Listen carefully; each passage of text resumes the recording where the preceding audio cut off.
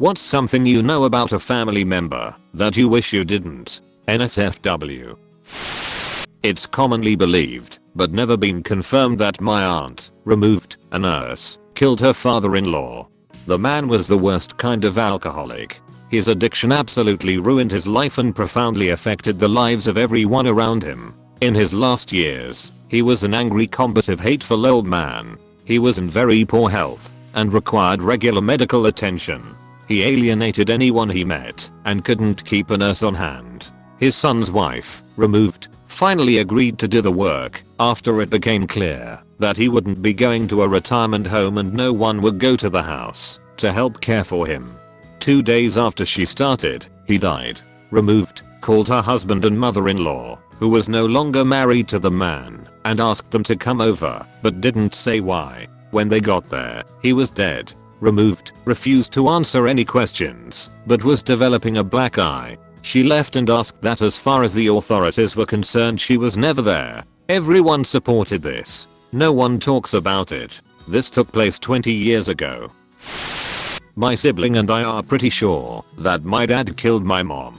It wasn't necessarily murder, but he was negligent at best. She had symptoms of a heart attack early in the morning, but he refused to call 911. We didn't know anything about it, or we'd have called UBV. Then when he finally did call around midnight, because she was no longer breathing, he gave the dispatcher the wrong address, so the ambulance didn't know where to respond. She finally got to the hospital around 3, but she was long gone by that time.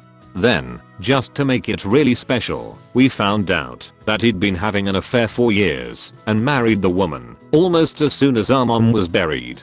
He talked us out of an autopsy at the time, and because she'd been pretty sick before her death, her doctor didn't request one, so we'll never know whether she had a heart attack and he was just a negligent idiot, or if he took more of an active role in her death. ETA, further clarifying, it wasn't considered a sudden death because my mom had MDS, a type of blood cancer. MDS, or the type she had, anyway, doesn't usually lead to death.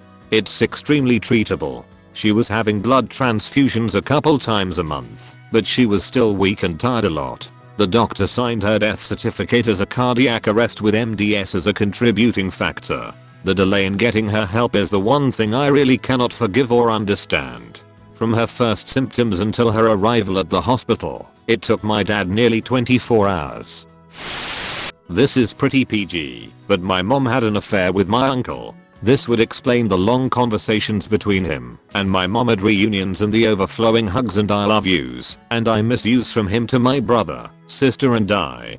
Edit, my dad's brother, not my mom's brother. Edit 2, no, I'm not his child. The affair didn't begin until I was 12. My wife recently came up with the theory that her uncle is actually her father. Here are the clues. It's known that her mother had an affair sometime before she was born. She doesn't know exactly when or with whom.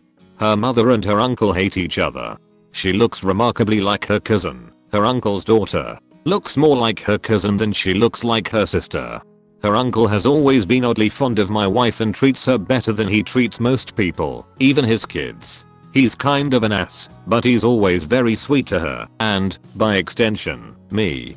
Her uncle gave me a very expensive ring, a family heirloom, to be my wife's wedding ring. This is despite the fact that the uncle has 2 daughters. My wife's older than her cousins, so if her theory is true, that makes her the oldest daughter, so her getting the ring makes sense. I'm not going to say that I believe this is true, but the clues all fit. I made the mistake of offering to fix my brothers. Both of them use the same laptop. One brother watches a lot of old women get fucked on washing machines, has a crazy intense foot fetish, and enjoys enormous breasts. Like, beyond porn star enormous. This is why I have never let either of my 2 computer whiz cousins fix my computer. They have offered several times, but fuck that shit. I didn't even get any compensation for it. They nearly bricked their laptop with all sorts of shit, and it took me a few days to get it functioning again. They thought if they deleted the browser shortcut and put their porn in the recycle bin, but not empty it, I wouldn't find their nefarious pictures. It's also relevant to note that I'm their only and younger sister and was about 17 at the time. My great uncle may have had someone killed for beating up my grandfather. My grandfather ran an illegal gambling ring in Central Texas from the mid-40s into the 70s. His front was a liquor store for the gambling ring. My great uncle ran the store and was my grandfather's accountant. The great uncle also had a bad case of polio and had very limited use of his arms and legs. Anyway, story goes a guy owed my granddad some gambling money and refused to pay. He beat up my granddad in the process in front of my great uncle. The dude called my family a host of names and left. He was found 2 days later dead in a field. We know my granddad didn't do it because the beating put him in the hospital for several days. I always knew not to fuck with great uncle Paul. My mom wears dentures because of a car accident where she was giving some dude roadhead. They hit a guardrail and she broke her jaw, shattered her teeth, and ate a dick. She also had a train ran on her the night before she married my dad. My great grandfather molested my grandmother and aunt. When I was a child, my father was concerned he was doing the same to me. My mother knew nothing at the time, neither did my father, but he always had a bad feeling. My grandfather cheated on his first wife a lot. Being a teacher at the middle school and a pillar of the community, a lot of people knew, including my aunt, same aunt as above, who was in her early teens. Women would approach her and ask intimate questions about my grandfather, wanting her to relay information to him, etc. My step-grandmother, father's second wife, was forced to have multiple abortions by her very abusive first husband. He also induced several by beating her badly enough that she miscarried. My aunt gets drunk at family gatherings sometimes and spills her guts. That's how I have all of the above information. Oh, and I was a surprise baby when my mom was 19. I was told by various family members that everyone told her to just abort it up until I was born. My cousins are actually half sisters and their father isn't his biologically. My aunt had 2 affairs early in their marriage. He knew about both of them and yet he stayed with her and raised those awesome girls. I don't really know what the outcome would be if they found out, but I'm pretty sure it wouldn't be good. Clarification: I agree with both views here. I do think it's weird and stupid my uncle stayed with my aunt after 2 affairs. I also think it's honorable that after all of that he still raised my cousins as his own. If this secret did come out, he would still be their father.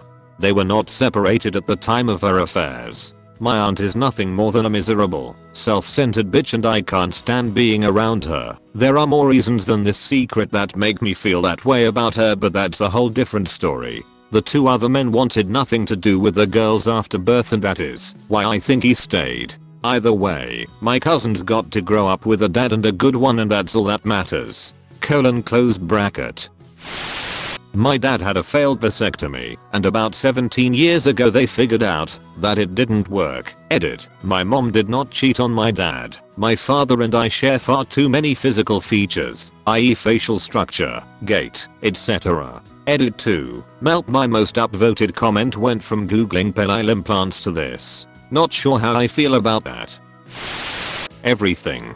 My family is batshit. My dad's former best friend knocked up 2 of my sisters. One was 16, the other 22, within months of each other.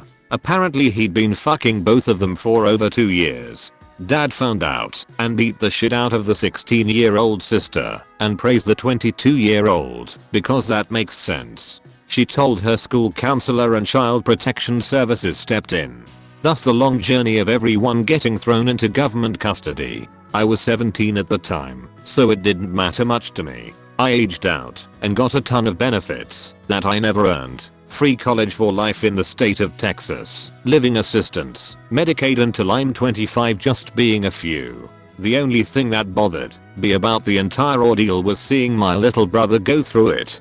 My mom's a whore. Her and my dad had knockdown drag out fights for over 13 years before he got in a car accident that put him in a coma for 6 months. At which point she left him for his childhood best friend of 17 years, whom she'd been fucking for months. She's a raging alcoholic and has a control freak to the highest nature. They have money though, and money goes far. My brother was returned to their custody. My sister and I aged out, and I get to watch from afar as my mom drinks herself to death and my brother is caught in the crossfire.